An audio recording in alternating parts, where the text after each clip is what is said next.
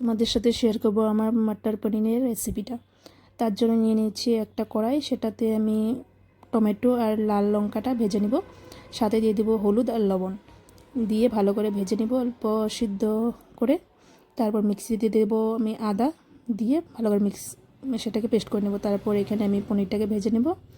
আর একটা সসপ্যানে আমি নিয়ে নিয়েছিলাম মটরটাকে আমি লবণ দিয়ে সিদ্ধ করে নিয়েছি। তারপর কড়াইতে দিয়ে দিব আমি শুকনো লঙ্কা, তেজপাতা, জিরে আর কিছুটা গোটা গরম মশলা দিয়ে আমি পেস্ট করে রাখা টমেটোটাকে দিয়ে দিব।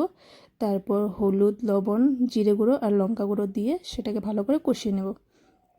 কষানো হয়ে গেলে আমি দিয়ে দিব মটরগুলিকে, সিদ্ধ করে রাখা মটরগুলোকে। তারপর দিয়ে অল্প টাইম কষিয়ে আমি আবার জল দিয়ে দেবো। সেই আমার মগটাকে দিয়ে ধুয়ে জল দিয়ে দেবো। তারপর অল্প সময় জলটা বয়েল হয়ে গেলে তারপর দিয়ে দেবো আমি পনিরগুলোকে।